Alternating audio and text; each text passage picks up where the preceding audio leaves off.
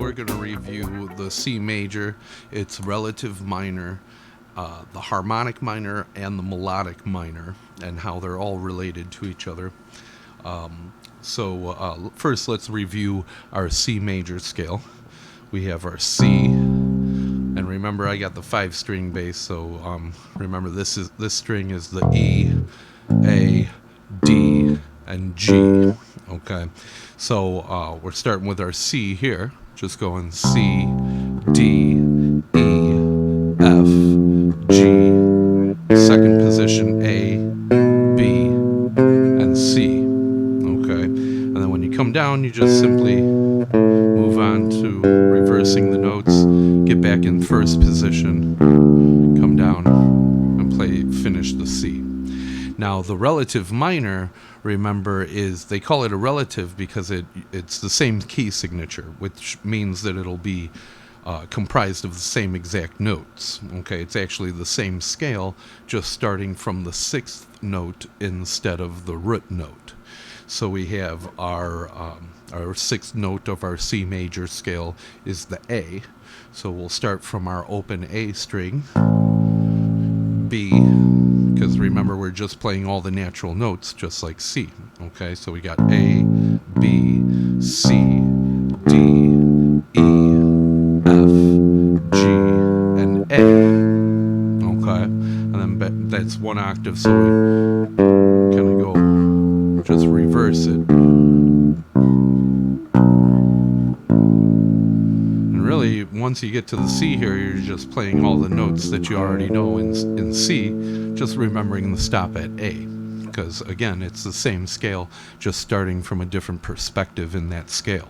Okay, and remember, it's always the 6th note. With any major scale, if you play it from the 6th note, you'll be playing the relative minor. Okay, now once you identify your minor scale, you can easily turn it into a harmonic minor simply by raising the 7th note. So a little shortcut in thinking, instead of counting 7 notes up, just count 1 note back, because we know that all major scales have 7 notes in an octave, and it just is repeating. So if we're looking for the 7th note of A, we go 1 letter back in the alphabet, which is G. So A, B, C, D, E, F, G, right? So this is our 7th note, and we're going to, instead of playing the open G, we're going to raise it up to the G sharp, and then finish the scale at A a half step above that. So you have A, B, C, D, E, F, G sharp, A.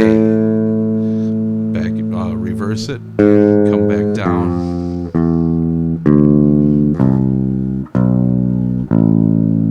Okay. Now, in addition to the harmonic minor, the melodic minor follows the same concept. Only instead of just the 7th note, we're also going to raise the 6th note.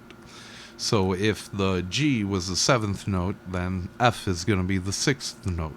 Okay, so we have A, B, C, D, E, and this would be your F natural, but remember, we're going to, in the melodic minor, we're going to raise it up a half step, use that 4th finger to play the F sharp, and then we have the G sharp 1st fret up here, or I should say down there, and then you finish your scale with the A.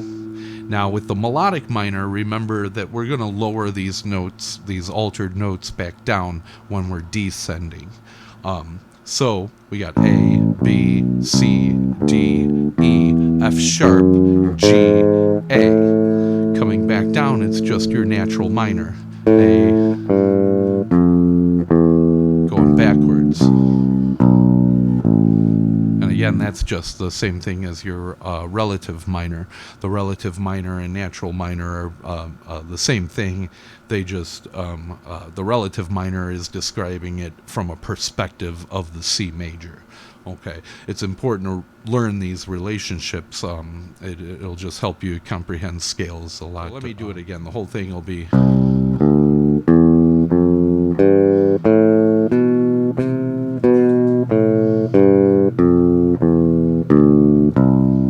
and then the A minor.